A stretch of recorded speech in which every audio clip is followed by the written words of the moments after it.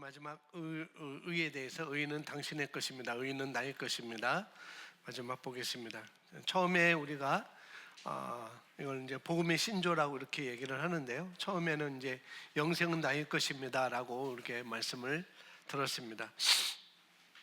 그래서 영생은 하나님의 생명인데, 그런데 우리가 하나님께 말씀을 우리가 하나님의 말씀을 들음으로 우리가 하나님의 말씀으로부터 태어난 존재다, 이렇게 우리에게 있고, 그렇게 우리가 하나님의 말씀 우리를 낳으셔서 그래서 우리가 영생을 우리에게 주셨고, 그리고 우리가 가지고 있는 이 생명의 본질이 바로 영생이라는 것, 하나님의 생명이라는 것을 우리가 배웠고요. 그래서 우리가 영생으로 살아가는 자라는 것, 그 다음에 영생으로 살아가는 자는 어떤 삶을 사는가? 다스리는 삶을 산다라고 이렇게 말씀을 배웠습니다. 그리고 두 번째, 우리가 의에 대해서 하나님의 말씀을 배웠는데, 그래서 의는 나의 것이다 라고 우리가 고백하는 거죠.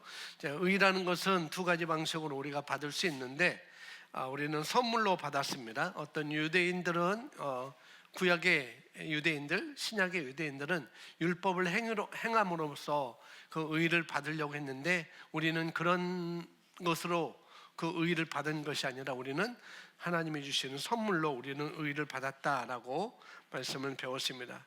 그래서 우리가 율법을 지킴으로써 의롭게 될 수 있는 사람이 하나도 없기 때문에, 그래서 우리는 그거를 할 수 있는 사람은 하나도 없기 때문에 하나님께서 예수님을 통해서 우리에게 의를 선물로 주셨다. 그러니까 나는 의인이다 라고 이렇게 우리가 고백을 할 수가 있는 것이고, 또 의식을 증가시키는 게 굉장히 중요하다라고 말씀을 드렸습니다. 그래서 그 의식을 우리가 증가시키려면은 우리가 알아야 되는 것은 바로 의의 특성이다라고 말씀을 배웠습니다. 그래서 의의 정의를 세 가지로 이렇게 우리가 이건 꼭 우리가 알아야 되고, 또 의의 특성, 의는 예수님을 영접한 인간의 영에 주어진 하나님의 본성이다라고 했고, 의는 하나님의 선물이다, 좀 전에 말씀만 드렸죠. 그래서 그렇게 해서 우리의 의다, 그리고 우리가 받은 의는 완벽한 의다라고, 다섯 번째, 믿음으로 받는 새로운 탄생으로 우리는 의롭게 되었다라고 말씀을 배웠습니다. 그래서 우리가 의인이 됐기 때문에 그 다음에 우리는 의의 열매가 우리에게 있는데, 첫 번째는 죄로부터 해방된 삶을 우리가 산다라고 말하고 있습니다. 그래서 우리가 죄로부터 해방됐다 이렇게 말하고, 죄의 본성 때문에 우리가 마귀에게 잡혀서 죄 때문에, 죄라는 고리 때문에 끌려다니는데, 우리가 의인이 됐기 때문에 이제는 우리가 죄로부터 해방되었고, 또 죄로부터 해방되다 보니까 세상의 사단과 질병이나 또 이런 상황부터 우리가 해방됐다라고 두 번째로 말씀을 배웠고요. 왜냐하면은 성경에 요한복음에 뭐라고 말하면은 도둑질하고 죽이고 멸망시키는 자가 바로 사단 마귀라라고 이렇게 말씀을 하고 있습니다.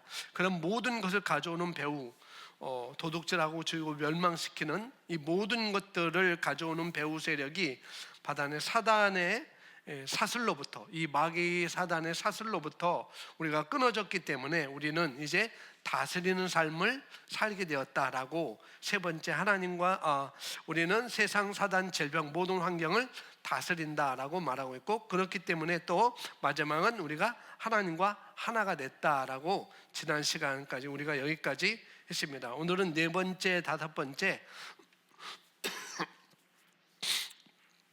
보도록 하겠습니다. 의의 결과가 무엇인가? 믿음이라고 했습니다. 의의 결과를 보겠는데, 의의 결과가 우리는 의인이 되고 나니까, 내가 의인이 되고 나니까 내가 의의식을 증가하게 되면은 믿음이 생긴다는 거예요. 내가 어떤 존재인지, 나는 이런 상황에서도 나는 다스리는 자구나 라는 그런 믿음이 내게 증가시키고 생긴다는 거죠. 그래서 이사야서 58장 8절 9절에 우리에게 이렇게 말씀하는데, 함께 읽습니다. 내 의가 내 앞에 갈 것이요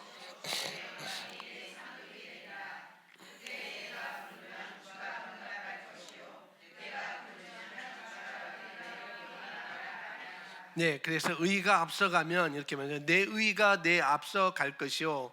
그러니까 의가 앞서가면 주의 영광이 내 상급이 된다라고 말씀을 하고 있어요. 그때 내가 부르짖으면 내가 응답한다 이렇게 말씀을 하고 있습니다. 보통 의식이 없으면 우리가 의식이 없으면 하나님께 달라고 구걸하면서도 또 이것이 하나님이 주실까? 내가 이렇게 구걸한다고 내가 이렇게 간구한다고 할지라도 하나님이 내가 간구하는 걸 주실까? 이런 의식이 없으면은 그렇게 되는 거죠. 내가 기도하고 있음에도 불구하고 내가 힘써서 기도하고 있으면서도 불구하고 그러면서 또 한편에서는 내가 이렇게 구한다고 하나님이 주실까? 이런 생각이 든다는 거죠. 뭐가 없으면은 의식이 없으면은 이런 것이 생각이 들게 된다는 거죠. 그래서 의식이 전혀 없는 사람들 같은 경우는 그렇게 접근하는 것을 우리가 예전에도 했었죠. 내가 이렇게 기도했는데 우리도 똑같이 그렇게 접근을 했다는 거죠. 기도를 했는데 과연 이 기도까지 하나님이 들어주실까? 내가 이런 도저히 인간으로는 해결할 수 없는 것을 내가 기도하는데 과연 하나님이 이것을 들어주실까? 이건 아닐 거야 라고 이렇게 우리가 예전같이 그런 의식이 없을 때는 그렇게 우리가 했었다는 거죠. 근데 이제 의식이 우리가 생기게 되면은 이 의식이 자꾸 증가하게 되면은 하나님께서 어떤 분인지를 알게 되는 거죠. 하나님은 그런 분이구나. 내가 당연히 받을 수 있는 내가 위치에 있다는 것을 또 알게 됩니다. 하나님이 누구인지 알게 되고 또 내가 하나님께서 내가 구하더라도 과연 내가 이거 받을까라는 그런 게 아니고 내가 구한 것은 내가 받을 위치에 지금 내가 있다라는 것을 우리가 알게 된다는 거죠. 그러니까 예를 들면은 의식이 없는 사람과 의식이 있는 사람의 차이를 이 부분을 이렇게 설명을 해주셨어요. 이제 다른 부분도 있는데 그 어떤 집에 아들이 있는데 그 아들은 입양된 아들이었습니다. 입양된 아들, 자기 배를 알아서 낳은 아들이 아니라 입양된 아들이 있는데, 근데 이 아이가 나는 입양된 아들이야. 나는 이 부모로부터 태어난 자가 아니고 나는 나는 어떤 보육원에서 나는 입양돼서 온 아들이야라고 이것을 의식하고 있어요. 이 아들이.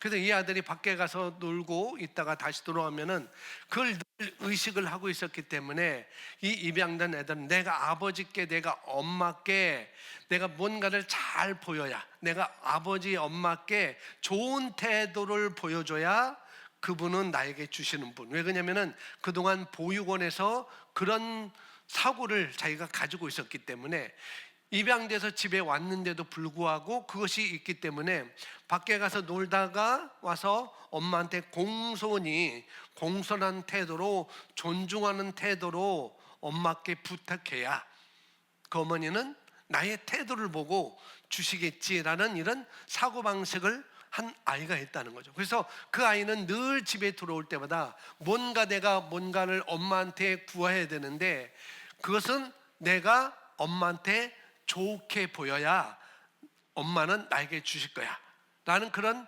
사고방식을 가진 자. 그래서 이 아이는 집에 들어와도 냉장고를 함부로 열 수가 없는 거예요. 왜? 의식이, 그러니까 그런 그 사고방식이 그렇게 돼 있기 때문에. 그런데 어떤 아들은 그냥 집에 들어와서 엄마가 주고 말거나 냉장고 문을 열고 요구르트를 꺼내 먹고 물을 꺼내 먹고 주스를 꺼내 먹고 뭐가 없는가 하고 또 마음대로 꺼내 먹는다는 거죠. 그러니까 의식의 차이가 바로 이런 거라는 거죠. 어떤 의식이 없는 사람은 내가 하나님께 뭔가 어떻게 공손히 좋은 태도를 보여줘야만이 하나님은 줄란가 말란가라고도 생각하시는 분이고, 그러니까 의식이 있는 사람은 나는 그런 거 상관없이, 내 엄마는 나와 상관없이, 내가 지금 얼굴이 놀다가 땀 흘려가지고 이게 얼굴인지 흑인인지 백인인지 알지 못하도 그런 얼굴이 왔더라도, 내가 하얀 옷을 입고 나갔는데 그 옷이 온통 그 떼꾸정물로 다 옷이 더럽혀졌다 할지라도, 너 옷을 왜 그렇게 더럽혔니? 너 오늘 저녁 없어. 그런 어머니가 아니라는 걸 알기 때문에 당당하게 들어와서 당당하게 냉장고 문을 열고 무엇이 있는지 꺼내 먹을 수 있다는 거죠. 이게 바로 의식의 차이점이라고 이렇게 볼 수가 있습니다. 그래서 우리가 의식이 충만하게 되면 믿음은 저절로 오게 됩니다. 하나님에 대한 믿음, 또 내가 어떤 위치에 있는지 그 믿음이 저절로 오게 된다는 거죠. 그래서 이 의식이 충만해지는 게 얼마나 중요한지 우리가 알 수 있습니다. 다섯 번째 보면은, 의식을 방해하는 것이 있다고 그랬어요. 네 번째, 의의 결과는 뭐래요? 믿음이라는 거죠. 의식이 증가하면은 믿음이 따라온다는 것. 그 다음에 의식을 방해하는 것이 있습니다. 첫 번째 뭐라고 써 있습니까? 정죄의식. 이건 정말 어디나 다 따라다니는 거예요. 근데 의식을 방해하는 것들이 있는데 정죄의식입니다. 첫 번째가. 그러니까 우리가 마치 처음에 우리가 하나님 말씀으로 우리가 기능하고, 내가 하나님의 말씀으로 살아간다 하고, 하나님의 말씀에 살아가는 것, 하나님의 말씀을 따라 살아가는 것, 항상 그런 데는 내가 하나님의 말씀을 따라 사는 자야, 나는 하나님의 말씀을 따라 기능하는 자야 라고 할 때 항상 먼저 세상 방식을 먼저 노를 해야 돼요. 하나님의 말씀을 따라간다라고 하면은, 그러면 항상 세상 방식의 노를 먼저 해야 된다는 거죠. 그 다음에 하나님의 방식으로 내가 선택하고 예스하고 나가는 것이 바로 하나님의 말씀으로 사는 자의 모습이라고 볼 수가 있습니다. 항상 그렇다는 거죠. 뭔가 있을 때, 내가 어떤 것이 있을 때 항상 세상 방식에서는 먼저 노하고 먼저 하나님의 방식으로, 하나님의 말씀으로 내가 예스하고 나가는 것, 이게 바로 정죄의식을 내가 떨쳐버리는 것의 한 가지라고 볼 수가 있다는 거죠. 그래서 우리가 세상에서 세상 방식으로 살아가는 것이, 기능하는 것이, 살아가는 것, 기능하는 것, 이게 같은 말인데, 너무나 익숙해졌기 때문에 세상 방식으로 살아가는 것이 너무나 그동안 익숙해져 왔어요. 우리가 살아가면서 가장 첫 번째 반응은 세상 방식이 많이 나온다는 거죠. 항상 첫 번째 방식은 육신의 반응에 노하는 것부터, 그래서 우리는 시작을 해야 됩니다. 항상 무엇을 하든지 세상 방식이 먼저 나온다는 것. 물론 그렇지 않은 분도 있겠지만, 그러나 거기에는 뭔가가 또 섞여 있을 수 있어요. 뭔가가. 그래서 정죄의식, 예전에 우리가 혼적인 영역, 우리 이 마인드, 혼적인 영역, 이 생각, 이 감정, 느낌, 이런 이 영역에 어떤 양심 같은 것들이 있잖아요. 양심도 없어가지고 그러잖아요. 그러니까 우리가 양심 같은 거 있어요. 우리 혼적 영역에. 그래서 이 혼적 영역에서 기능하는 것이 바로 이 양심으로 기능하는 거예요. 양심으로 늘 사는 것. 그래서 내가 양심에 찔려요. 내가 기도도 안 하고, 내가 말씀도 제대로 안 읽고, 그런 것이 양심에 찔리기도 하고, 너 어제 누구한테 잘못했잖아. 너 누구한테 잘못했잖아. 내 아내에게 잘못했잖아. 내 남편에게 잘못했잖아. 내 자녀에게 잘못했잖아. 내 부모에게 잘못했잖아 라고 하고 늘 우리에게 그런 것들을 갖다 주죠. 그런데 내가 그렇게 기도한다고 해서 하나님이 들어주겠니? 내 양심을 좀 들여봐. 내 양심을 한번 들여다봐. 그게 바로 정죄의식이라는 거죠. 우리 양심을 갖고 자꾸 하나님에 대해서 내가 뭔가 받으려고 할 때, 내가 과연 받을 수 있을까? 하나님이 과연 응답해 주실까? 과연 하나님이 이걸 해결해 주실까? 라고 하는 양심의 꺼리낌, 이것이 바로 정죄의식 중에 또 하나라고 이렇게 볼 수가 있습니다. 그래서 내가 근데 내가 이렇게 죄를 짓고 있는데, 내가 이렇게 잘못 살고 있는데, 내가 말씀대로 살고 있지 않은데, 그러는데 이게 되려나? 그런 정죄의식을 우리가 갖게 되는데, 그런 정죄의식은 당연히 우리에게 올 거라는 거죠. 양심이라는 것이 있기 때문에 당연히 올 거라는 거죠. 근데 우리가 만약에 잘못된 행동을 한 것, 이전에 잘못된 행동을 한 것, 어제 잘못된 행동을 한 것, 이런 것들, 그래서 이 본인의 양심에 꺼리끼는 것이 있다고 한다면, 그러면은 그때 그것에 대해서 먼저 우리는 노를 해야 된다는 거죠. 세상 방식이 먼저 노하는 것, 그 다음에 하나님의 관점에서 하나님의 방식으로 예스하는 것, 이것이 우리에게 있어야 된다는 거예요. 항상 먼저 세상 방식에 대해서는 노하는 것, 내 양심에 꺼리끼는 것, 내 양심의 소리에 또 노를 해야 돼요. 양심의 소리에. 그래서 이 양심에 대해서, 우리 그런 꺼리낌에 대해서 노하고, 그것에 대해서 주님 앞에 우리는 자백하는 것입니다. 자백하는 것. 그러니까 끝날 일이나, 그건 끝난 거구나, 이 양심 그것까지도 이미 끝난 거구나 라고 우리가 인식하는 것, 이게 중요합니다. 그 다음에 해야 되는 것은 하나님 앞에서 나는 의로운 자다. 그러니까 세상 방식은 내 양심을 갖고 자꾸 나를 의식을 갖지 못하도록 하고 나를 정죄하는데, 그런데 그것을 먼저 우리가 노할 줄 알아야 된다는 것. 나는 그런 자가 아니지, 나는 그런 자가 아니야, 설령 내가 그렇게 온다 할지라도 나는 그런 자가 아니야.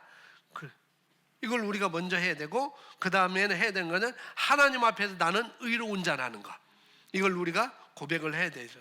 나는 하나님 앞에 설 때 아무 정죄감이나 열등감이나 뭐예요? 죄책감이 없는 것, 의의 정의, 이걸 우리가 늘 앞서서 말을 해야 돼요. 그리고 나는 무죄선언 받았다, 나는 무죄선언이다, 이렇게 이제 우리가 자신을 다시 정죄의식으로부터 벗어나는 것을 우리가 해야 된다는 거죠. 근데 처음에는 그것이 시간이 좀 걸릴 수도 있어요. 자꾸 우리가 양심이 그동안 살았던 방식이 자꾸 나의 양심이 더 커졌기 때문에, 하나님의 말씀으로부터 내가 예수하는 것보다도 내 양심의 소리를 많이 그동안 들어왔기 때문에 이건 좀 시간이 걸릴 수가 있다는 거죠. 양심의 소리를 자꾸 내가 커트하는 것, 거절하는 것. 만약에 예전에 우리 아이들을 이렇게 다뤄보면은, 아이들이 뭐 어린아이가 어린애들이, 우리 자녀들이 뭐 엄마 아빠 말 안 들면은 때릴 경우도 있고 혼낼 경우도 있잖아요. 때릴 때도, 매를 때릴 때도 있는데, 그런데 어떤 자녀는 고집이 세가지고 때리는데도 잘못했다고 얘기를 안 하는 거죠. 그런 것을 뭐라고 해요? 매를 더 번다 라고 하잖아요. 근데 어떤 아이는 엄마가 두리번 그리자마자 엄마 잘못했어요, 엄마 잘못했어요, 그렇게 사는 거. 하나님은 누구를 원할까요? 전자, 후자요. 엄마들도 그렇잖아요, 그죠? 우리 자식을 둔 부모님들도 그렇잖아요. 고집 부리고 잘못했다고 하지 않고 그냥 계속 고집 부리면은 한 대 더 때리잖아요, 이놈 자식. 그런데 잘못했다고 두 손 팍팍팍팍 필면은 얘가 더 귀엽고, 뭐 똑같은 자식이지만 사랑스럽고 그렇잖아요. 그러니까 하나님이 정말 그런 하나님이라는 것. 우리들도 그러는데 하나님은 더 그렇다는 거죠. 근데 우리 주님 앞에서 하나님께서 뭐라고 하면은, 얼른 우리가 하나님이 너는 의롭다 했어, 너는 의롭다 했어, 하나님이 나는 의로운 자라고 말씀하셨어, 하나님이 나는 의인이라고 인치셨어 라고, 이런 것들을 먼저 우리가 인식을 해야 된다는 거죠. 하나님 잘못했어요 라고도 좋지만은, 그러나 그 방법도 좋지만은 먼저 우리는 나는 하나님 앞에서 의로운 자다, 그럼에도 불구하고 나는 하나님 앞에서 의로운 자라는 걸 우리가 인식하고 자백하는 것, 고백하는 것이 너무나 중요하다는 것입니다. 그리고 내가 잘못한 것 자백하고 나서 아무 일도 없는 것 같이 어떻게 해요? 주님하고 내가 엄마 죄송해요, 엄마 죄송하고 하고 어떻게 해요? 아무 일도 없는 것 같이 엄마 품에 안기는 것, 그게 중요하다는 거죠. 주님 앞에서도 설령 우리가 그런 양심에 꺼리끼는 일들이 있지만은, 그렇지만은 그것에 노하고 하나님이 나를 뭐라고 하시는지, 그럼에도 불구하고 하나님 나를 뭐라고 말씀하는지를 내가 자백하고 그 다음에는 아버지하고 내가 갈 수 있는 그런 존재라는 걸 우리가 해야 된다는 거죠. 그렇게 나가야 되는데 그게 아니고 양심 운운하면서, 꺼리낌을 운운하면서 잘못된 훈련된 그런 혼적 영역에 그런 것들이 있어가지고 잘 안 되는 경우가 있다는 것이죠. 예, 그래서 그렇게 정죄 의식을 우리가 이제 내려놔야 돼요. 우리가 양심에 꺼리끼는 걸 먼저 내려놓아야 됩니다. 그래서 그럴 때는 바로 여기 요한일서 3장 20절에 말씀을 하고 있는데 함께 읽습니다. 이는 만일 우리 마음이 우리를 정죄한다면 하나님은 우리 마음보다 더 크시고 모든 것을 아시기 때문이라. 그러니까 이게 뭐냐면은 하나님이 나를 의롭다 하셨어요. 너는 의로운 자야 라고 이렇게 하셨어요. 하나님이 나를 무죄 선언하셨어요. 너 죄 없는데? 너 왜 자꾸 죄 있다 그래? 너 죄 없어 라고 이렇게 말씀을 하는 거죠. 그래서 우리가 담대하게 그것을 붙잡으라는 거예요. 이 3장 20절 말씀은. 그래서 우리 마음이 정죄한다면, 내 마음이, 내 양심이 나를 정죄한다면, 그렇다고 한다면 사실 이 정죄를 받는 대부분은 사단의 정죄가 있습니다. 대부분은 사단의 정죄, 사단이 주는 정죄입니다. 또 우리 마음에 정죄하는 경우가 있어요. 마음이 사단이 주는 정죄도 있고 우리 마음에서 나오는 정죄감도 있다는 거죠.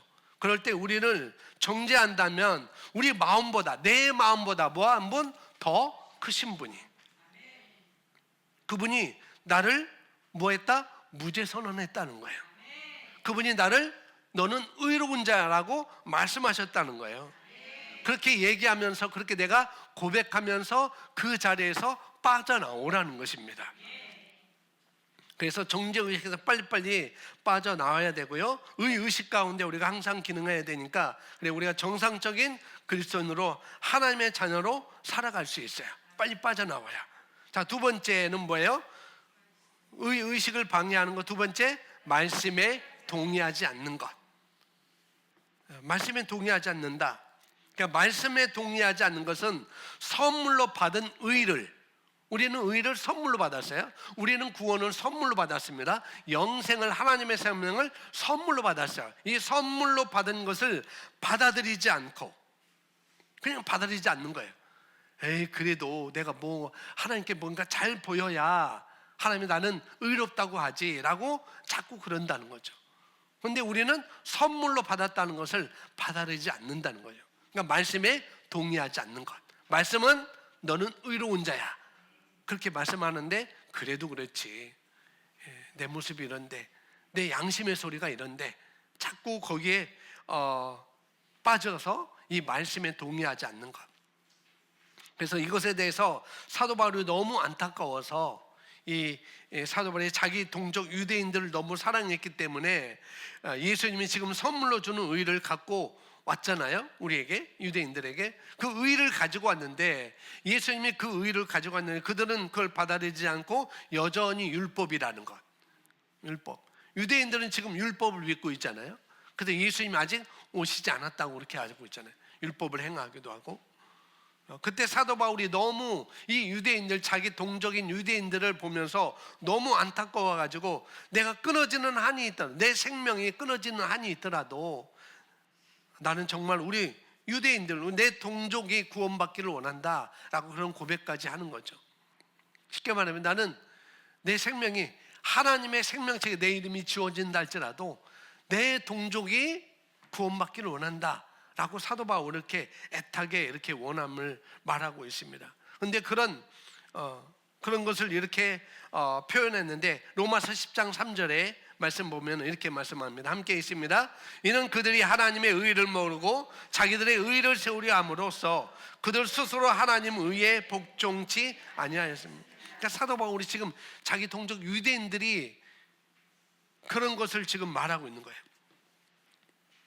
그들이 하나님의 의를 모르고, 예수님을 통해서 선물로 하나님의 의를 줬는데 그들이 그 의를 모르고 자기들의 의를 세우려 함으로, 어떤 자기들의 행동, 자기들 어떤 행위를 가지고 의를 세우려 한다. 그래서 그들 스스로 하나님 의에 복종하지 아니하였다라고 말하고 있습니다. 그 사도 바울은 그런 얘기를 하는 거죠. 그들을 향해서 내 마음이 정말 갈급한데, 너희를 향해서 너무나 갈급한데, 너희를 위해서 내가 이렇게 열심히 있지만 그러나 지식을 따라 된 것이 아니다 라고 이렇게 말을 하고 있어요. 또 나중에. 그래서 바른 지식은 그러니까 그들이 하나님의 의를 모르고 바른 지식이 아니라는 거죠. 자기들의 의를 세우려 함으로, 자기의 어떤 행동으로 하려고 하는 것. 지식은 뭐냐? 바른 지식은 뭐냐? 하나님께서 예수 그리스도를 통해서 우리에게 의를 가져오셨다는 것. 율법의 행위가 아니고 그게 바른 지식이에요. 그런데 그런 지식이 아니고 어떻게 해요? 자기들의 어떤 힘으로, 자기들의 행위로 의를 세우려고 하는 것. 거기에 대해서 사도 바울이 말을 하고 있는 거죠. 이것이 너희가 지식을 따라 한 것이 아니야. 하나님의 말씀을 따라 한 것이 아니지, 하나님의 말씀에 동의해서 하는 것이 아니지라고 사도 바울이 말을 하고 있습니다. 이 바른 지식은 이미 그리스도가 모든 문제를 해결하셨다는 것, 우리의 모든 문제, 그 의를 가지고 오셨다는 것까지도, 또 그리고 우리가 의의 선물로 받았다는 것, 이게 바른 지식이라는 거죠. 그런 길이 있음에도 불구하고 굳이 이 유대인들은 고집을 부리면서 뭐예요? 옛날식으로 율법을 지켜서 곧 의를 얻겠다라고 이렇게 나간다는 것. 그래서 사도 바울이 너무나 안타까운 거예요. 유대인들이 지금 그런 상태라고 이렇게 로마서 10장 3절에서 말씀을 하고 있거든요. 그런데 그리스도인들도 우리 고집을 세우면서 자꾸 자기 어떤 그 바른 지식이 아니라 하나님의 말씀에 동의하지 않고 어떤 자기 양심에 자꾸 자기 어떤 의의를 세우려고, 그래도 그렇지 그렇게 얘기한다는 거죠. 그래도 그렇지. 아니야, 너는 예수님을 통해서, 아들 예수를 통해 너에게 의를 선물로 줬어 라고 하는데도 에이, 하나님 그래도 그렇죠.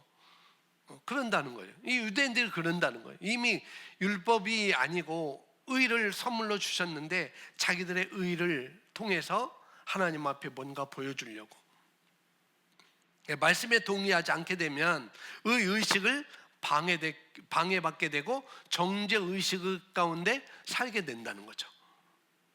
그렇게 살아갈 수밖에 없다고 이렇게 성경은 말하고 있습니다. 그래서 로마서 10장에서는 우리가 구원받을 때 우리가 입으로 예수님을 주로 시인하죠. 내가 예수님을 주로 시인하고 마음으로는 하나님께서 예수님을 죽은 자들 가운데서 일으키신 것을 어떻게 해요? 마음으로 믿으면 우리는 구원을 받습니다. 마음으로 믿어 의에 이르고 입으로 시인하여 구원에 이른다라고 말씀을 하고 있죠. 이런 영적 법칙이 있다는 거죠. 이 말씀의 법칙. 마음으로 믿으면 의에 이른다. 마음으로 믿으면. 너희 육신으로 뭔가 하면은 의를 이룬다, 그게 아니라는 거죠. 마음으로 믿어 의에 이르고, 이게 영적인 법칙입니다. 그래서 의에 이른다는 것은 마음으로 믿으면, 내 마음으로 믿으면 바로 우리가 그것을 받은 위치로 간다는 것입니다. 내 마음으로 믿으면.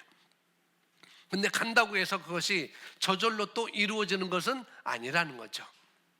그래서 그때 뭐예요? 그때는 입으로 선언함으로 그 실제가 되는 거예요. 마음으로 믿어 의에 이르고, 그것만이 아니라 어떻게 해요? 입으로 시인하여 구원에 이르게 되는, 실제로 가게 된다는 것, 그걸 말씀하고 있습니다. 그래서 우리가 만약에 치유를 예수님의 채찍에 맞으면 내가 나음을 받았습니다 라고 믿으면, 그리고 확실하게 믿으면은 머리로 동의하는 것 말고, 내 머리로 동의하는 것 말고 믿게 되면 받을 수 있는 자리에 간 겁니다. 가는 게 아니에요. 우리는 간 거라는 거죠. 이게 받을 수 있는 그 자리로 간 거예요. 근데 우리가 그것을 선언하고 붙잡아 버리면 어떻게 해요? 그 다음에는 실제화 되는 것입니다.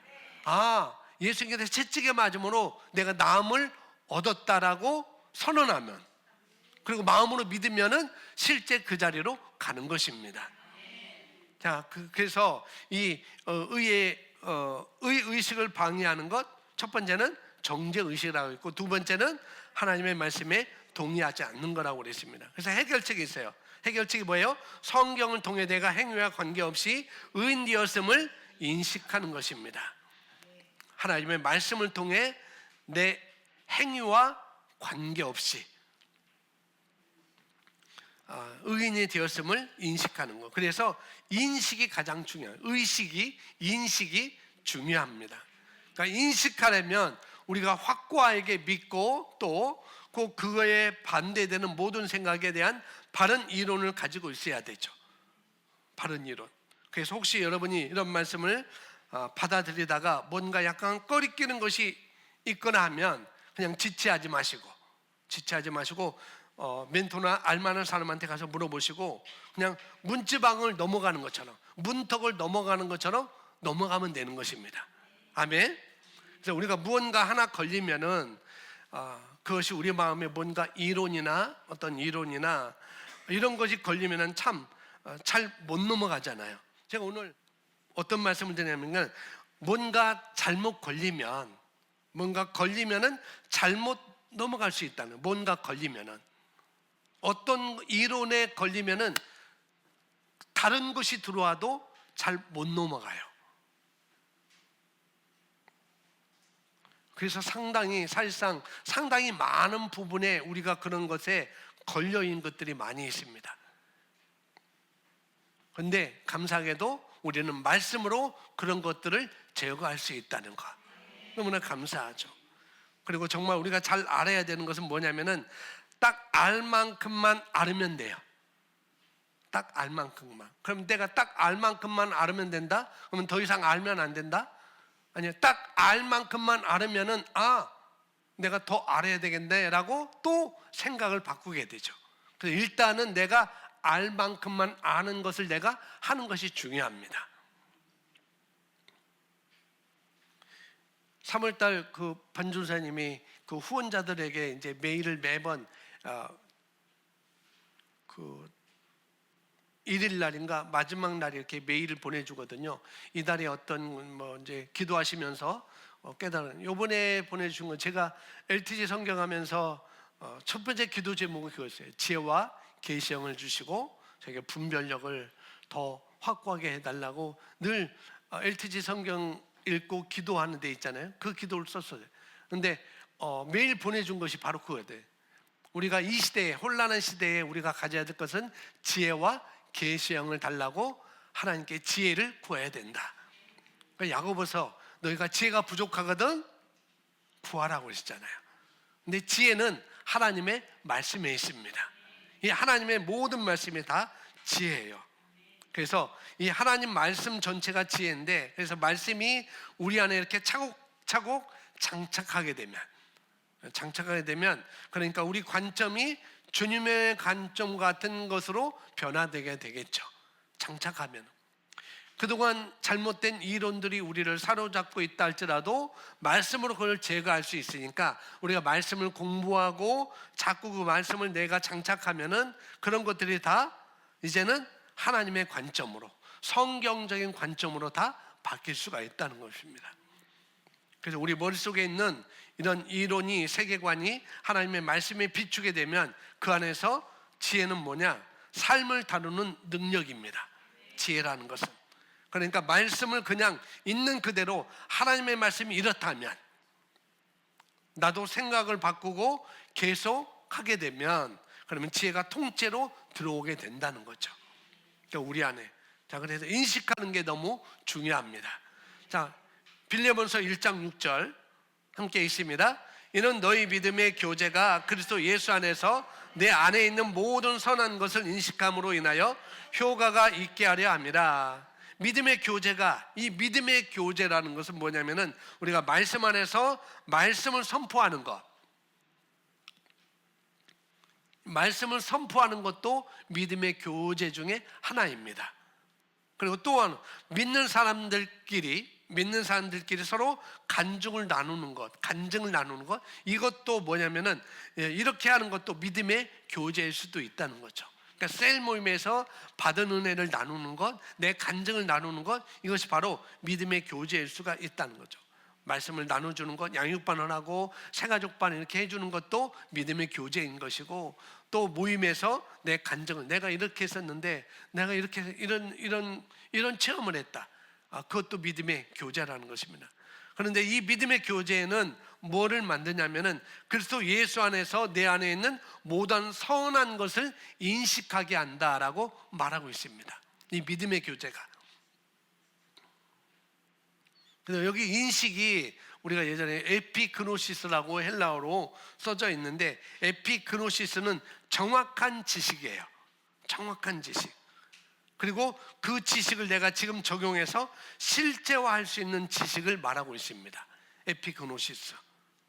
그러니까 인식함으로 할 때 그 인식은 에피그노시스인데, 그 뭐냐면 정확한 지식이라는 거죠. 그 정확한 지식을 가지고 내가 적용해서 실제화할 수 있는 지식을 여기서 말을 하고 있습니다. 그래서 우리가 인식하는 것이 너무나 중요하다는 거예요. 그래서 우리가 실제적으로 인식하는 것이 너무나 중요하고요. 이 인식이 바로 에피그노시스 상태가 되는 것을 말합니다. 정확한 지식을 내가 가지고 있는 것. 그래서 항상 우리가 인사이드 아웃 하잖아요. 인사이드 아웃. 성경에서 만약에 너는 부유한 자야, 그분이 가난함으로 통해서 가난한 너희를 해서 부욕케 하기 위해서 그분이 가난하게 했다라고 이렇게 말하면, 그러면 내가 부유한 자다 라고 이렇게 인식하는 것. 그렇구나, 나는 부유한 자구나, 말씀이 그렇게 말하니 나는 그러한 자구나 라고 그걸 받아들여야 되는데, 그런데 머리로는 받아들이네. 머리로는 내가 부유한 자라고 말씀하시네. 그러면은 옛날 방식으로 또 돌아가죠. 아니, 통장에 돈이 1,000만 원도 없는데, 통장에 21억도 없는데, 오늘 근데 우리는 자꾸 너는 부유한 자라고 이렇게 성경은 말하는데, 옛날 방식으로 자꾸 돌아간다네. 100만 원도 없는데 부유한 자라고? 뭐야? 이렇게 자꾸 우리는 돌아간다는 거죠. 자꾸. 이렇게 해서 이것을 그냥 이런 것들을 위해서 그런 생각 우리는 끊어야 된다는 것입니다. 그러니까 우리가 안으로부터 내가 이런 자라고, 안으로부터 내가 이런 자라고, 그렇구나, 이렇게 먼저 동의를 하고, 내가 그런 것을 생각하고 내가 받아들이고, 그 다음에 내가 믿기로 결단하고, 또 그것을 내 것으로 삼고, 이런 과정이 우리에게 필요한 것이죠. 성경에서 말하면은 그렇구나, 내가 동의하고, 그 다음에 그런 생각을 내가 받아들이고, 그 말씀으로 내 생각을 받아들이고, 그 다음에 내가 믿기로 결단하고, 그 다음에 내 것으로 삼고, 이런 과정이 우리에게 필요하다는 것입니다. 그런데 자꾸 밖을 보니까 인사이드 아웃이 아니라 아웃사이드 아웃사이드 보니까 인사이드 아웃이 아니라 거꾸로 하니까 우리가 그렇게 되는 거예요. 그러니까 밖을 보니까 아닌 거예요. 내 현상을 보니까 아닌 거예요. 근데 우리는 이렇게 접근하면 안 된다는 거죠. 자꾸 안에서부터, 말씀에서부터 우리는 접근을 해야 되는 거죠. 그래서 이제는 말씀에서 그렇다고 하는 걸 말씀을 들여다보니까, 하나님의 말씀을 들여다보니까 내가 이런 자구나, 내가 이런 자야, 내가 이런 자구나 계속 들여다보면은, 우리가 고린도후서 3장 18절 거울 원리처럼 자꾸 들여다보면은 내가 그런 자로 나타나게 되어 있습니다. 그러니까 좀 이게 방식이 좀 다른 접근의 방식이 있는 것이죠. 이걸 갖다가 야고보서 1장 25절에는 이렇게 말씀하는 자유의 온전한 법이라고 말씀을 하고 있습니다. 야고보서 1장 25절 읽습니다. 자유의 온전한 법을 주시하고 그 안에 계속 머물러 있는 자는 듣고 잃어버린 자가 아니라 오히려 실행하는 자니 이 사람은 그의 행실로 복을 받으리라. 그래서 우리가 율법적으로 접근하게 되면 듣기만 하지 말고 그 다음에 그냥 내가 행해야 돼. 행해야 그 복을 받지라고 이렇게 받아들일 수 있겠지만은 사실 그 얘기는 아니라는 것입니다. 자유의 온전한 법이라는 건 뭐냐면은, 법은 온전한 법이에요. 흠이 없어요. 뭔가 더 추가할 것이 없습니다. 이 법은 근데 정죄하잖아요. 너 잘못됐지, 너 이 법대로 안 했지, 그렇게 정죄하잖아요. 그래서 율법은 온전한 법이 완전한 게 우리를 온전케 해주지 않죠. 율법은 자꾸 죄를 자꾸 드러냅니다. 너 이것도 죄네, 저것도 죄네, 이것도 죄네. 자꾸 죄를 드러내요. 그런데 성경에서 이걸 자유케 하는 온전한 법이라고 표현을 하고 있습니다. 그래서 율법법, 이 법은 이 자유의 온전한 법을 주시하고, 이 자유의 온전한 법을 주시하고 그 안에 계속 머물러 있는 자는, 이렇게 말씀을 하고 있죠. 그래서 그 안에 머물러 있다는 건 뭐냐? 고백할 때뿐만 아니라, 내가 말씀을, 이 새로운 피조물의 고백집을 내가 고백할 때뿐만 아니라, 성경을 또 읽을 때뿐만 아니라, 우리가 그렇게 생각하고 그렇게 말하고 그렇게 행동한다는 것입니다. 그게 계속 머물러 있는 거예요. 계속. 그렇게 되면 그런 사람들은 잃어버린 자가 아니라 그것을 실행하게 된다라고 말씀을 하고 있네요. 그래서 그 사람은 그 행실로 말미암아 복을 받으리라. 계속 말씀에 내가 어떤 자인지, 내가 누구인지 계속 들여다보고 고백함으로 말미암아 실제로 내가 실제화되는 것, 그런 자가 그 행실로 말미암아 생각하고 말하고 행동하는 것, 이것으로 말미암아 복을 받는다는 거죠. 여기서 행실이라는 건 자꾸 내가 율법을 행해야 그런 게 아니고, 말씀에서 말하는 내가 누구인지를 자꾸 생각하고 말하고 행동하는 것을 말하고 있습니다. 그런 자가 복을 받게 된다라고 말씀을 하고 있네요. 그래서 여기서 그 행실이라는 것은 바로 우리가 이렇게 표현하면 되겠습니다. 그렇게 생각하고 그렇게 말하고 그렇게 행동하는 과정, 그 과정을 통해서 실제가 된다, 이렇게 우리가 이해하면 되겠습니다. 그래서 이건 계속 들여다보게 되면 우리가 자유케 되는 그런 법이라는 것입니다. 그래서 계속 들여다보게 되면 우리는 그렇게 생각하고 그렇게 말하고 그렇게 행동하고 그렇게 머물러 있게 되면, 그러면은 그 다음에 그런 과정을 통해서 실제가 되고 복을 받는다, 이렇게 말씀을 하고 있습니다. 요한일서 1장 9절 말씀 함께 읽습니다.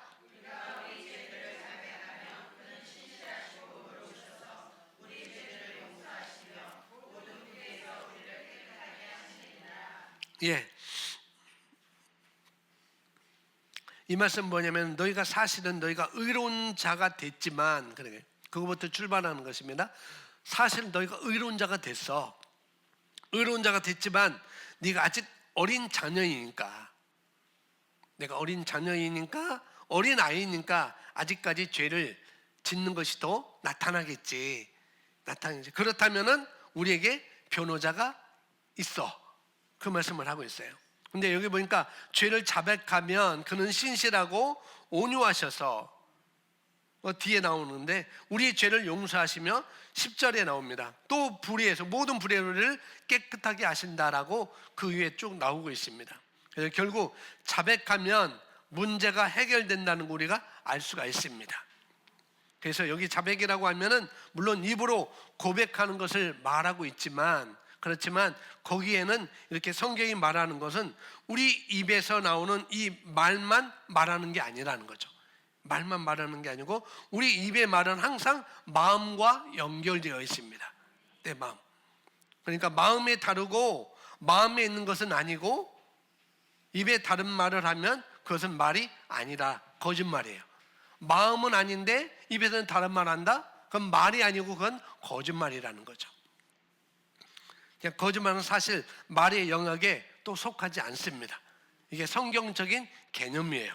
그러니까 여기 자백한다는 얘기는 뭐냐면은 내가 잘못했음을 인정하고 돌이키고 그 다음에 입으로 말하는 거예요. 그렇게 하기만 하면 그냥 즉시 그것이 깨끗해진다라고 약속을 하셨습니다. 그러니까 우리가 이 과정을 거치고 나서는 그 다음에 담대하게 나는 죄가 없다라고 선언하면서 의식을 우리가 고취시켜 나가야 된다는 거죠. 자꾸 실제화하며 나가야 된다는 거죠. 오늘 오늘 그래서 의는 나의 것입니다라고 의의 정의, 의의 특성, 의의 열매, 의의 결과, 그 다음에 의식을 방해하는 것까지 오늘 말씀을 봤습니다. 오늘 여기 고백하고 마치겠습니다. 나는 영생을 가진 자입니다. 우리 고백하고 기도하겠습니다. 함께 고백합니다. 나는 영생을 가진 자입니다. 영생은 하나님의 생명이며 내가 예수님을 영접할 때 이 영생은 내 안에 주어졌습니다.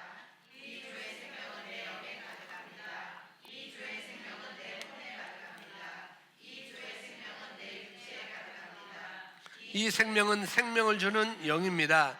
그러므로 어떤 질병도 내 몸에 머무를 수 없습니다. 내가 마음에 들지 않는 환경을 만나면 나는 믿음으로 선언함으로 상황을 변화시킵니다. 내가 주의 생명 안에서 믿음으로 선언하면 상황은 변화될 수밖에 없습니다. 나는 의인입니다. 그리스도께서 나의 의가 되셨으므로 내가 의인이 되었습니다. 의는 나의 본성입니다. 나는 나의 행동과 상관없이 언제나 아무 정죄감이나 열등감 없이 하나님의 임재 앞에 설 수 있습니다. 내 영에는 언제나 하나님의 뜻대로 행동할 수 있는 능력이 있습니다.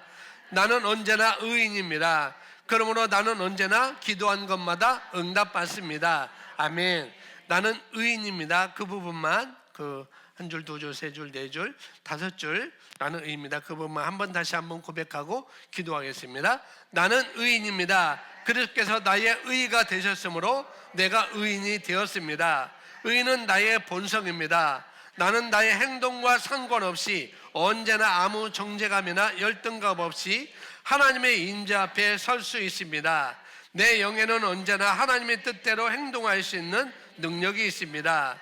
나는 언제나 의인입니다. 그러므로 나는 언제나 기도하는 것마다 응답받습니다. 아멘. 이것을